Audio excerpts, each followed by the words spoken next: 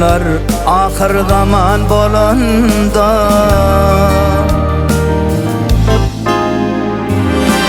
Yaranlar ahir zaman bolanda, beş kişi deyip karışatlar çıkar. Munda yaman yola giden kardeşler, malşar günü onda kavradar çıkar. Dünya bilen dinlerini bozanlar, kıyvat sözlep yalan güne düzenler. Ne mekreme nazar salıp gedenler, munda gözlü bolsa onda kör çıkar. Ne mekreme nazar salıp gedenler, munda gözlü bolsa onda kör çıkar.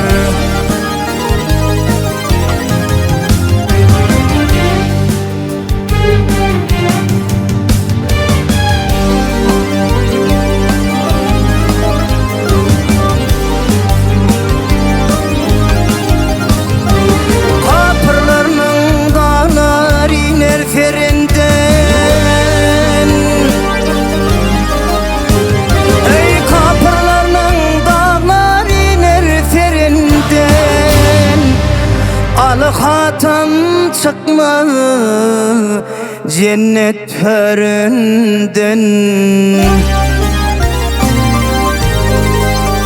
Ay vayım atım deyip kalar yerinden, malşar günü Resul adlı er çıkar.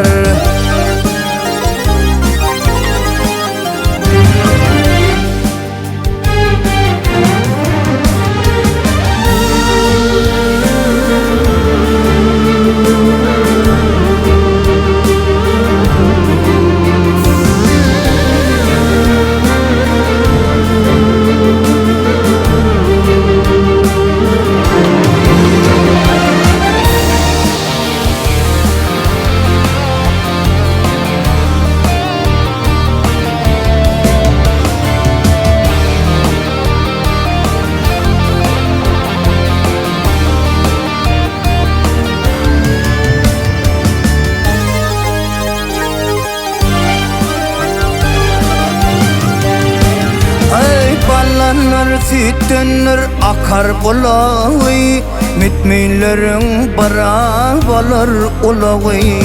Ecid mecid yerden sürer kulağı, dostum beyle nişanları har çıkar.